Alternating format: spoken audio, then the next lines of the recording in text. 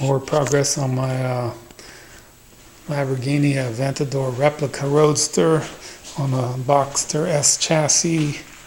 So I put these vents in here, or grills, did that. One up there, it's a little bit smaller, you can see that mesh, there's a little bit bigger holes. There's the other one down there. Also did this plate here, I made that. Carbon fiber and the sticker on there, the logo, whatever, script. The other thing, cleaned up all the wiring from the last video, so the speakers are all done, front and rear. I bought Alpine 3-way. I like them there, but I hate this panel now, so I'm going to recover that panel and get rid of that red button. That looks terrible. I mean, this is the thing, you don't, a lot of things you do twice, but luckily doing these things twice is no big deal. A little thing like that.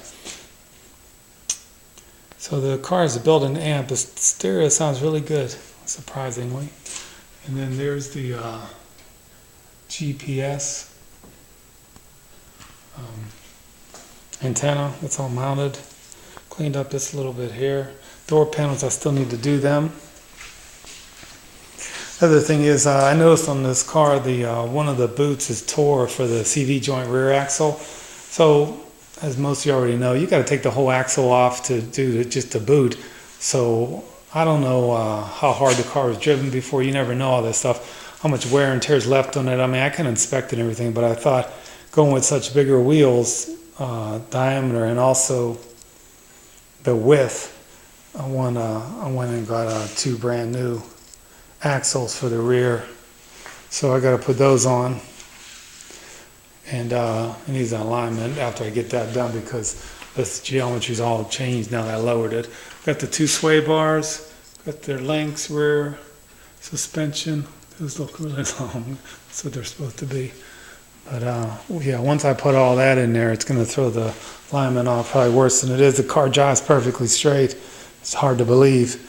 Because to me it looks like their toes, not the toe, but the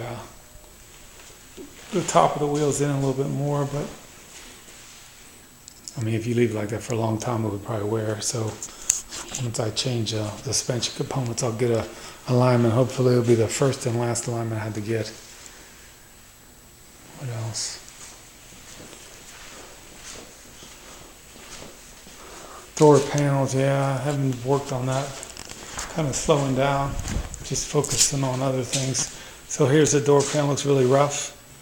So this is like foam you buy, or insulation you buy like Home Depot or Lowe's hardware store, and you can just sand it really easy because it's just a nightmare if you try to build it up with Bondo or anything else. You try to build something up that thick.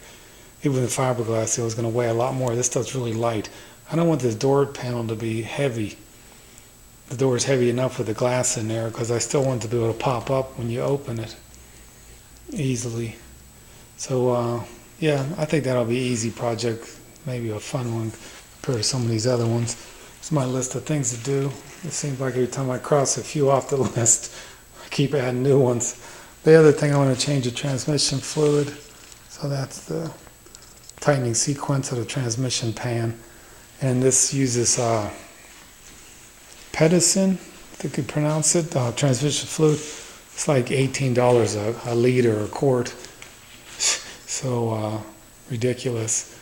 Got a little bit cheaper than that, found it online. And I bought 5 quarts. I see a lot of people saying they're using 4, a little bit more than 4. I'm praying that it does only the 5 is enough, because if I go buy local, I'll be paying the ridiculous. I think even in a local hardware store or auto parts store, it was like $20 a liter.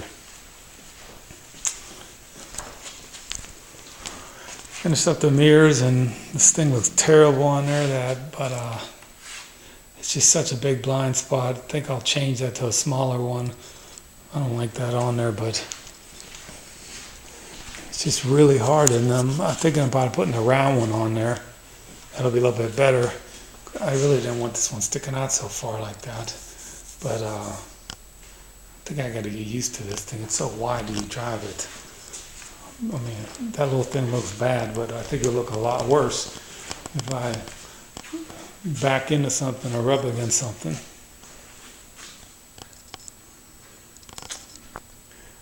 that's about it for now.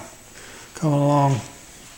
So, yeah, it runs really good driving it. No overheating problems, nothing. Brakes work perfect. Yeah. That's about it, I guess.